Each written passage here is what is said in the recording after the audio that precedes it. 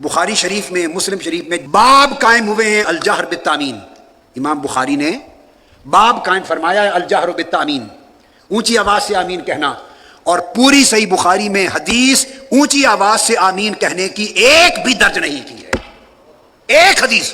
میں دیگر کتابوں کے لیے میں امام بخاری کی بات کر رہا ہوں. یہ امام بخاری صحیح بخاری کتاب الاذان پڑھ لیں، باب نمبر 111. ایک حدیث. میں دیگر کتابوں کے لیے میں امام بخاری کی بات کر رہا ہوں.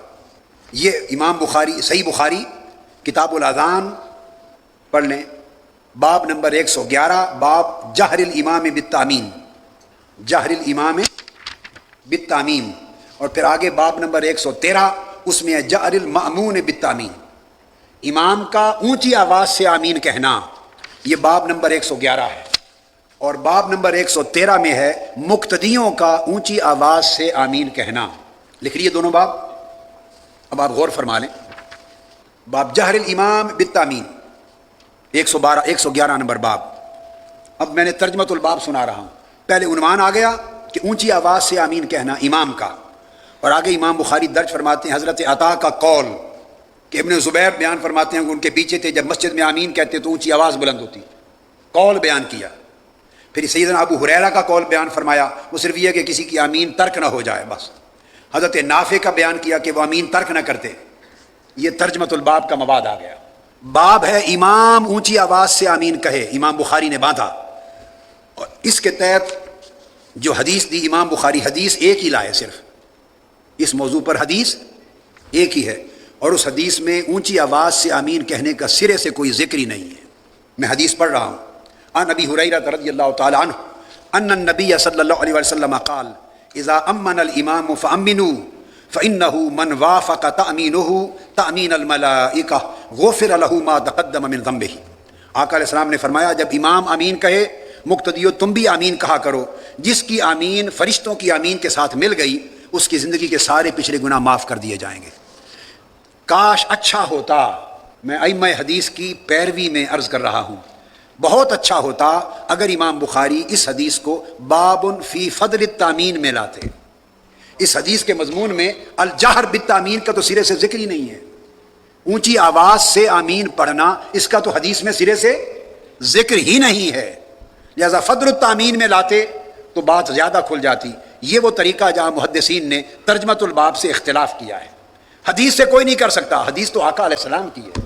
یہ پہلا باب ہے امام اونچی آواز سے آمین کہے. باب نمبر 113 جہر المأمون بالتامین.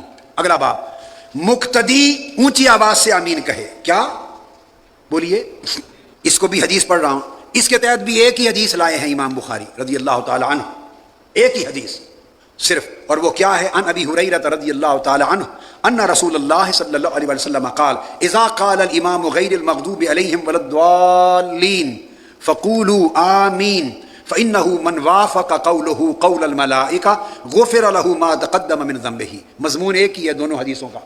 فرمایا آقا علیہ السلام نے کہ جب امام غیر المغضوب علیہم ولا الضالین کہے تو اے لوگو مقتدیو تم آمین کہا کرو. جس کی آمین ملائکہ کے قول کے ساتھ مل گئی، اس کے پچھلے گناہ معاف کر دیے بخشے جائیں گے.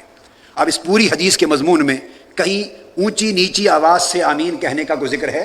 تو حدیث میں تو الجہر بالتامین کا ذکر ہی نہیں ہے. تو اچھا ہوتا کہ یہ حدیث بھی باب فی فضل التامین میں لائی جاتی، اور جہر فی التامین کا باب قائم ہی نہ کیا جاتا، اور فقہا پہ چھوڑ دیا جاتا وہ قرائن دیکھ کر کہ کون جہر ثابت ہوتا ہے یا صرف یہ درایت حدیث کا مسئلہ تھا، روایت میں تو ہے نہیں. آپ سمجھیں؟ یہ ترجمۃ الباب اور حدیث الباب کا فرق ہے جو میں سمجھا رہا ہوں صحیح بخاری کے حوالے سے. یہ آپ کے سامنے ہے ساری. ان کے بعد یہ کہنا کہ صرف بخاری سے دکھائیں، ہم نہیں مانتے. امام اعظم کی روایات جو ہیں ان کا مذہب بخاری مسلم میں ثابت نہیں، تو سارا کچھ آپ کے سامنے ہے. امام اعظم امام بخاری کے بعد ہوتے تو کوئی اعتراض کا جواز بھی بنتا. وہ تو امام بخاری سے 2 نسلیں پہلے وہ گزرے ہیں، ان کے پاس ان سے اعلیٰ سندیں ہیں، ان کی بات زیادہ معتبر ہے. وہ براہ راست یا صحابہ سے سن کے روایت کرتے یا تابعین سے سن کے روایت کرتے. تو امام بخاری تو 3 4 5 واسطے درمیان میں ہوتے ہیں تب روایت کرتے. امام اعظم نے وہ حدیث از خود روایت فرما دی ہیں، اور ان کے ابواب انہوں نے ترجمۃ الباب الگ قائم کر دیے جس سے فقہ حنفی وجود میں آئی ہے. یہ ان تمام کتب میں اسی طرح یہ سارے ابواب ہیں.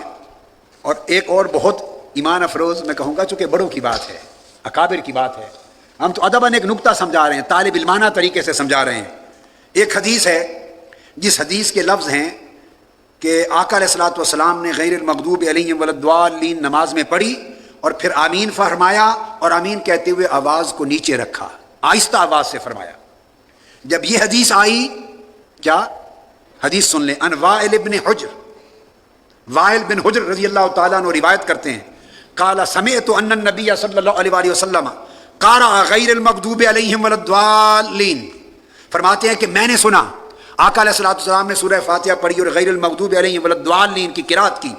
फ़क़ाल आमीन, फिर हुज़ूर ने आमीन फरमाया।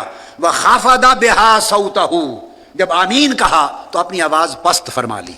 इमाम तिरमिज़ी ने यह हदीस रिवायत, मैंने अर्ज़ किया ये इमाम हैं, कमाल है अल्हम्दुलिल्लाह, हदीस के रिवायत करने में किसी ने अदल के खिलाफ नहीं किया। ये पहाड़ हैं अदल के, ईमान के, तकवा के, सकाहत के, ईमानदारी के।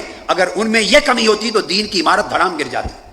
हदीस ली हैं, फर्क कहाँ आया?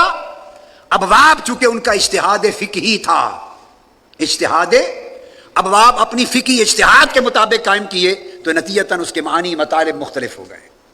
अब हदीस आपने सुन ली कि हुजूर ने आमीन आहिस्ता आवाज से कही। इस हदीस को इमाम तिरमिज़ी ने और हाकिम दोनों ने रिवायत किया और इमाम तिरमिज़ी ने फरमाया हाजा हदीसुन सहीहुन, बड़ी अहम बात बता रहा हूं। इमाम तिरमिज़ी ने क्या फरमाया? हाजा हदीसुन, ये हदीस सही है। हदीस भी सही, आमीन को आहिस्ता पढ़ने की हदीस। तो जब पहली हदीसें थी जिसमें ऊंची आवाज का कोई जिक्र न था, उनको दर्ज किया जहरी नमाजों के बाब में, और जब सराहत के साथ आवाज नीचे रखने का जिक्र आया तो इसको किस बाब में दर्ज फरमाया वो भी पढ़ लें। तिरमिज़ी शरीफ का बाब है किताबुस सलात अन रसूलिल्लाह, बाब मा जा फित तामीन, आमीन कहने के बाब में। अहले इल्म में थोड़ा मुस्कुरा तो पड़े ना, सुभान अल्लाह कहें, सुभान अल्लाह। इसका बाब, अब इसमें जहर वाला बाब तो बना नहीं सकते थे, अल जहर बित तामीन का बाब तो मुमकिन नहीं था इस हदीस के लिए कि हदीस खाफदा बेहासा होता हूँ, आवाज पस्त की। तो बहुत अच्छा होता अगर इमाम तिरमिज़ी इसके लिए इख्फा बित्तामीन का बाब कायम फरमा देते, मगर वो कायम नहीं फरमाया चूंकि मजहब फ़िकी और रुझान के खिलाफ है, लिहाजा इसको दर्ज कर दिया आमीन का बाब, उमूमी बाब बना के आमीन के बाब में। अब आमीन के बाब में फजीलतें भी हैं, किसी को कोई समझ नहीं कि ऊंची या नीची। ये तराजमुल अबवाब और अहादीसुल अबवाब